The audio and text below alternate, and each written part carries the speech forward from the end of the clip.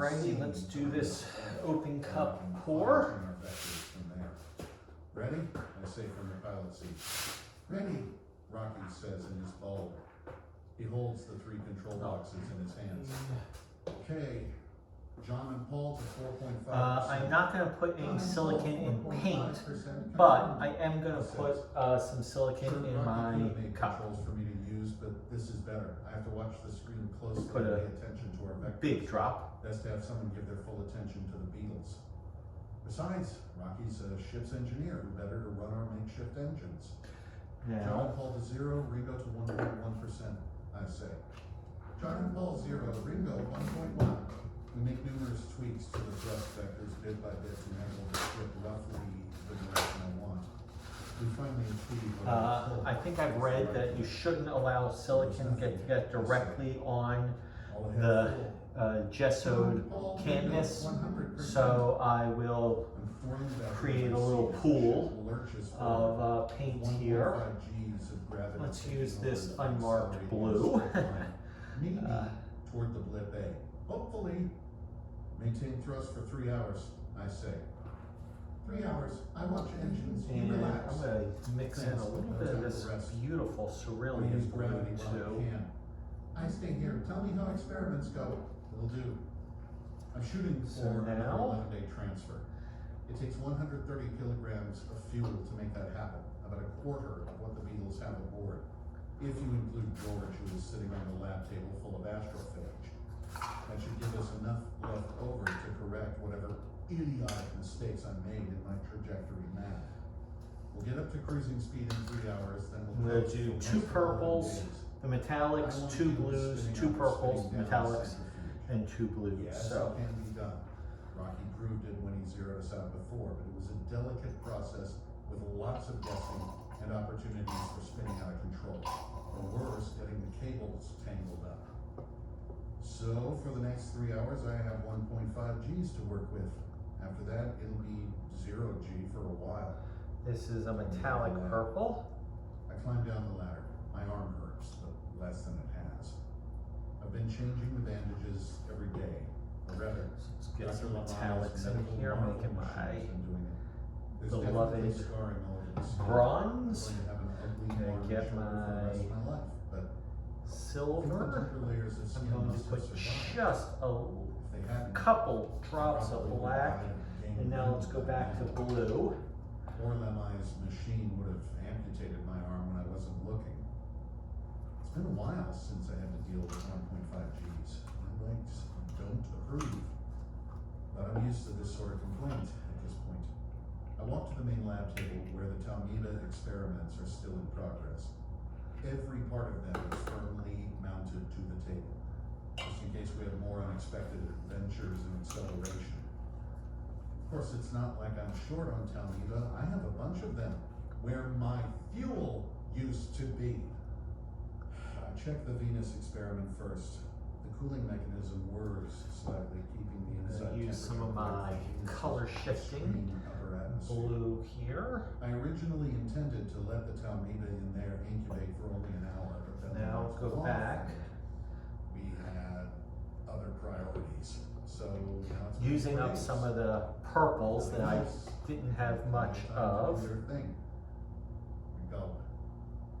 This is an important moment. The small glass slide inside has a 1-cell thick layer of astrophage.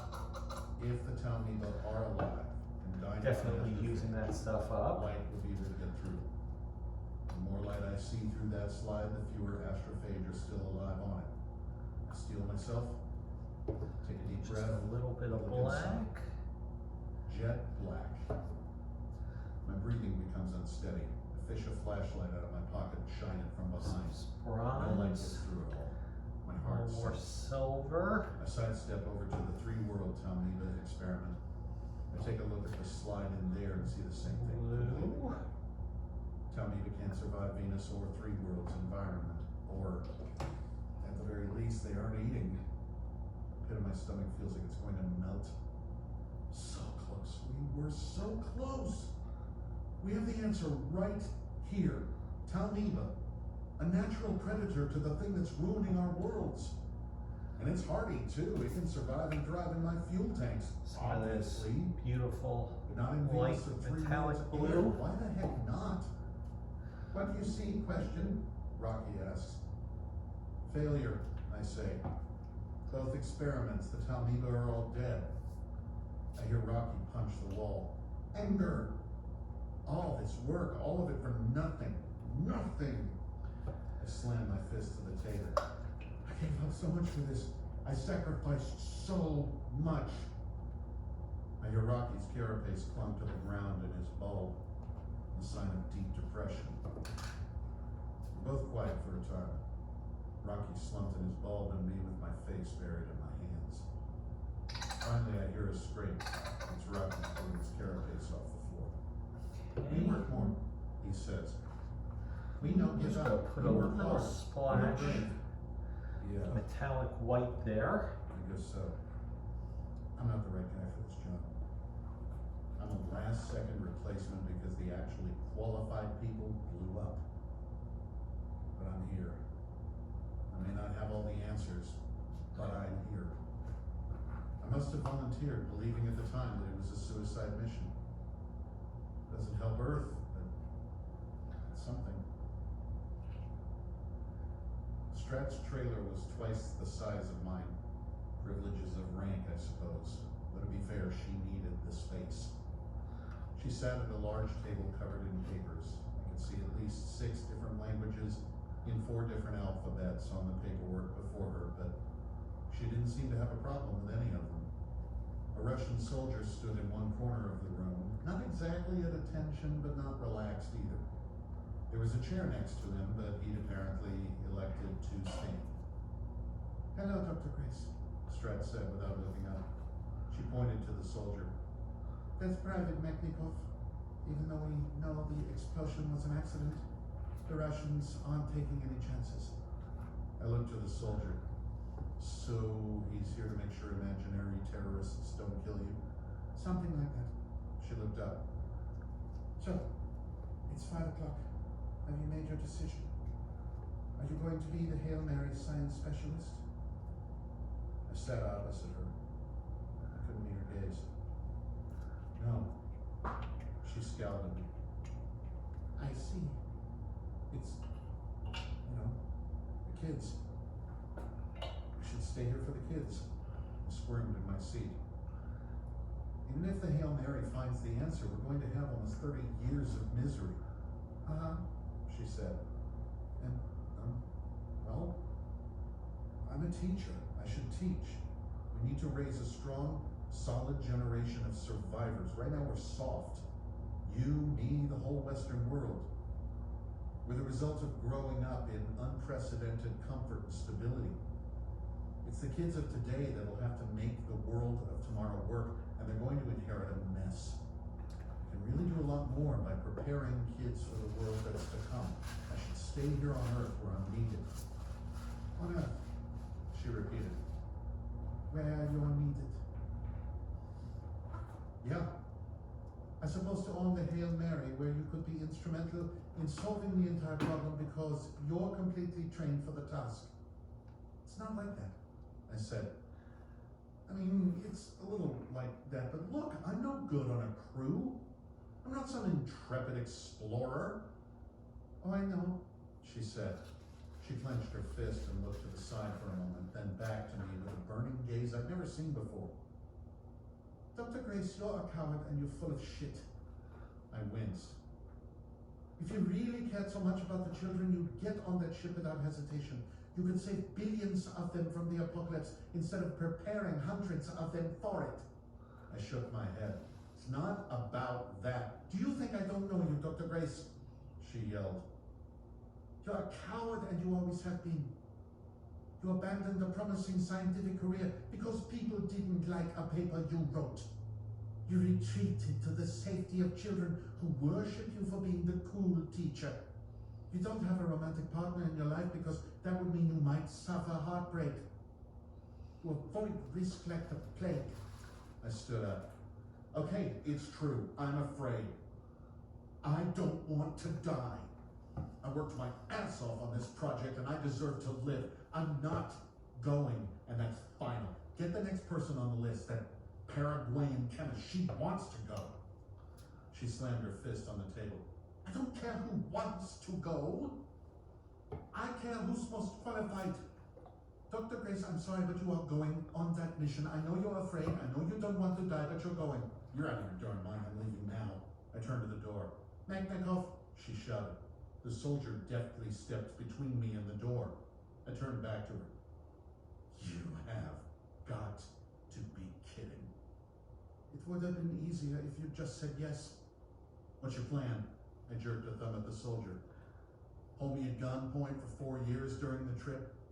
You'll be in a coma during the trip. I tried to dart past Magnakov, but he stopped me with arms of iron. He wasn't rough about it. He was just monumentally stronger than I was. He held me by the shoulders and faced me towards Strat. This is crazy, I yelled. Yao will never go for this. He specifically said he doesn't want anyone on his ship against their will. Yeah, that was a curveball. He is annoyingly honorable, Strat said. She picked up a checklist that she'd written in Dutch.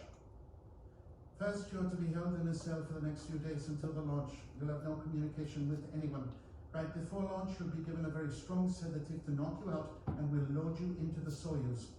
Don't you think Yao will be a little suspicious about that? I'll explain to Commander Yao and Specialist Ilyukhina that due to limited astronaut training, you were worried that you'd panic during the launch, so you elected to be unconscious for it. Once aboard the Hail Mary, Yao and Ilyukhina will secure you into your medical bed and start your coma procedure. They'll take care of all the pre-launch prep from there. You'll wake up at Tau Ceti. The first seeds of panic started to grow. This lunacy might actually work. No, you can't do that. I won't do it. This is insane. She rubbed her eyes. Believe it or not, Dr. Grace, I kind of like you. I don't respect you very much, but I do think you're a fundamentally good man. Easy for you to say when you're not the one being murdered. You're murdering me. Tears rolled down my face. I don't want to die. Don't say I want to die, please. She looked pained. Isn't that this is anything you do, Dr. Grace? If it's any consolation, you'll be hailed as a hero. If Earth survives this, there'll be statues of you all over the place. I won't do it. I choked on bile. I'll sabotage the mission. You kill me? Fine, I'll kill your mission. I'll scuttle the ship. She shook her head. No, you won't. That's a bluff.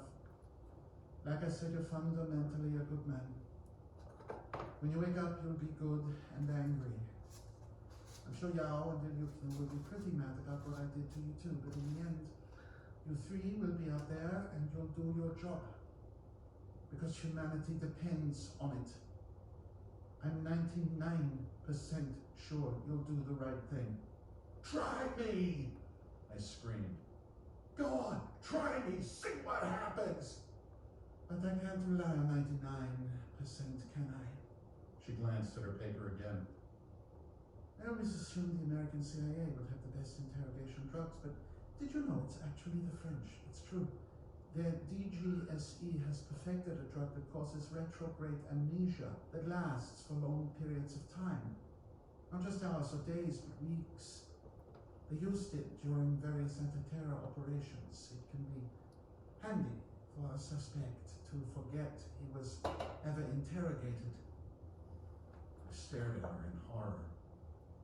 My throat hurt from yelling. Your med bed will give you a nice dose of it before you wake up. And your crewmates will just assume it's a side effect of the coma. Now you can never explain the mission to you and we'll go right into getting to work. The French assure me the drug doesn't erase trained skills, language, or anything like that.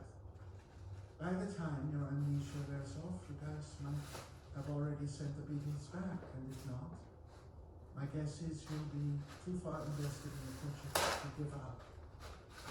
She nodded to Melnikov. He dragged me out the door and walked me down the path. I craned my neck back toward the door and screamed, You can't do this!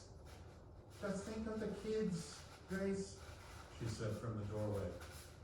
All of those kids you'll be saving. Think of them.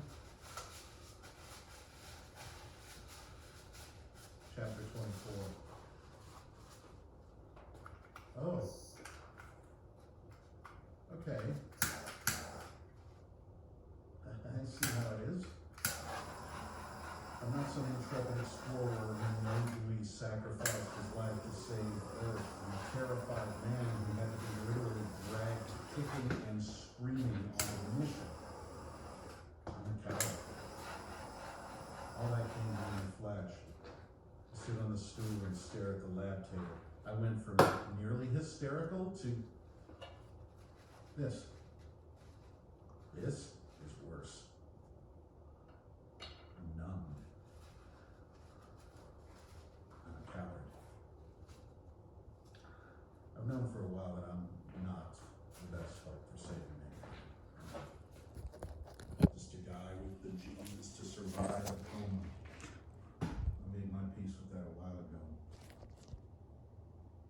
But I didn't know I was a coward. That looks really Remember the nice. emotions. I'm really happy about this one.